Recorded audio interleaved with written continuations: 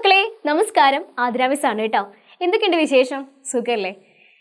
Okay, അപ്പം നന്നായിട്ട് പഠിക്കുക. നമുക്ക് പഠിച്ച് നല്ല മാർക്കോടെ തന്നെ പാസ്സാവണം. ജസ്റ്റ് പാസ് എന്നുള്ള അത് വേണ്ട നമുക്ക് കേട്ടോ.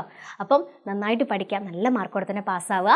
അപ്പം മാക്സിമം മിസ്സിൻ്റെ ഭാഗത്തു നിന്നുള്ള സപ്പോർട്ടും കാര്യങ്ങളൊക്കെ നിങ്ങൾക്ക് ഉണ്ടായിരിക്കും. എജുബോർഡിൻ്റെ ഭാഗത്തു നിന്നുള്ള സപ്പോർട്ടും കാര്യങ്ങളൊക്കെ ഉണ്ടായിരിക്കും. നിങ്ങൾ എന്താ ചെയ്യേണ്ടത്? നമ്മളിപ്പം എക്സാം ആയപ്പോൾ ഒരുപാട് ലൈവുകളും കാര്യങ്ങളൊക്കെ നിങ്ങൾക്ക് തരുന്നുണ്ട് അല്ലേ? അപ്പോൾ നിങ്ങൾ എന്താ ചെയ്യേണ്ടത്? മാക്സിമം യൂസ് ചെയ്യുക, എജുബോർഡിനെ മാക്സിമം യൂസ് ചെയ്യുക. തരുന്ന ലൈവുകളിലും കാര്യങ്ങളൊക്കെ നിങ്ങൾ ജോയിൻ ചെയ്യുക, പങ്കെടുക്കുക. എന്നിട്ട് ശേഷം എന്താ ക്ലാസ്സസ് കാണുക, നിങ്ങളെ സംശയങ്ങളും കാര്യങ്ങളൊക്കെ ടീച്ചേഴ്സിനോട് ചോദിക്കുക, മനസ്സിലാക്കുക.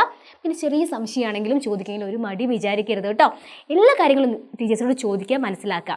ഓക്കെ, പിന്നെ നമ്മുടെ കമ്മ്യൂണിറ്റി ഗ്രൂപ്പിൽ ഇതുവരെ ജോയിൻ ചെയ്യാത്തവരുണ്ടെങ്കിൽ ജോയിൻ ചെയ്യാൻ മറക്കരുത് കേട്ടോ. അപ്പം എന്തായാലും നമുക്ക് അധികം വൈകാതെ തന്നെ നമ്മളെ വീഡിയോയിലേക്ക് കിടക്കാം. അപ്പോൾ നമ്മളിപ്പോൾ കുറച്ചായിട്ട് നമ്മൾ ഒരുപാട് കാര്യങ്ങൾ അധികം പഠിക്കുകയാണ്. ഓരോ ദിവസവും നമ്മൾ ഇതേപോലെ യൂട്യൂബിൽ വീഡിയോസും കാര്യങ്ങളും ഇടുന്നുണ്ട്. എൻ്റെ മക്കൾ കാണുന്നുണ്ടുള്ള വിശ്വാസമാണ്. നിങ്ങൾ കണ്ടത് വെച്ചിട്ട് നിങ്ങൾക്കൊന്നും നഷ്ടപ്പെടാൻ പോകുന്നില്ല, നിങ്ങൾക്കത് ഉപകാരപ്രദമാവുകയുള്ളൂ.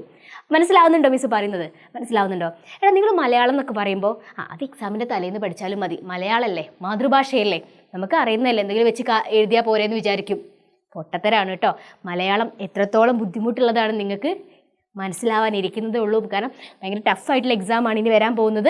അപ്പോൾ നിങ്ങൾ നല്ല ശ്രദ്ധിച്ച് വേണം ഇനി എക്സാം അറ്റൻഡ് ചെയ്യാനും അതേപോലെ തന്നെ നിങ്ങൾ ക്ലാസ്സസ് കാണാനും ശ്രദ്ധിക്കാനും ഒക്കെ. സെറ്റാണല്ലോ? അപ്പോൾ അധികം വലിച്ചു നീട്ടാതെ മിസ് വേഗം വീഡിയോയിലേക്ക് കിടക്കാം. തളിരണിഞ്ഞ മനം കുളിർത്തേ, കർഷകന്റെ മനം കുളിർക്കാൻ കാരണം എന്താണ്? പുഞ്ച കൊയ്തേ കള നിറഞ്ഞേ. ആ ഒരു പാഠഭാഗത്തിലെ ഒരു ചോദ്യമാണിതല്ലേ. അപ്പം ഇങ്ങനെ നിങ്ങൾക്ക് കൃഷി ചെയ്യാൻ ഇഷ്ടമാണോ? നിങ്ങൾ കൃഷി ചെയ്യുന്നത് കണ്ടിട്ടുണ്ടോടാ? ഏത് രീതിയിലേക്കാണ് കൃഷി ചെയ്യുന്നത്? കൃഷിയുടെ ഘട്ടങ്ങൾ ഏതൊക്കെയാണ്? കൃഷി പാട്ടുകൾ ഏതൊക്കെയാണെന്നൊക്കെ നിങ്ങൾക്ക് അറിയോ?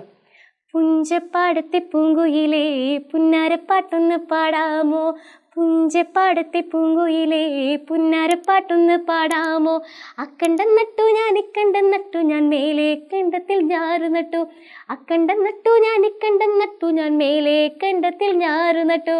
ഓക്കെ, അപ്പോൾ നമുക്ക് നേരെ ഉത്തരത്തിലേക്ക് കിടക്കാം അല്ലേ. താൻ വിയർപ്പൊഴുക്കി നിലമൊരുക്കി വിത്ത് പാകി വളമിട്ടൊരുക്കിയ നെൽവിത്തുകൾ തളിരണിയുന്നത് കാണുമ്പോൾ കർഷകന്റെ മനസ്സ് കുളിരു കോരുകയാണ്. കൃഷിക്ക് വേണ്ടി തൻ്റെ ജീവിതം ഉഴിഞ്ഞു വെച്ചവനാണ് കർഷകൻ.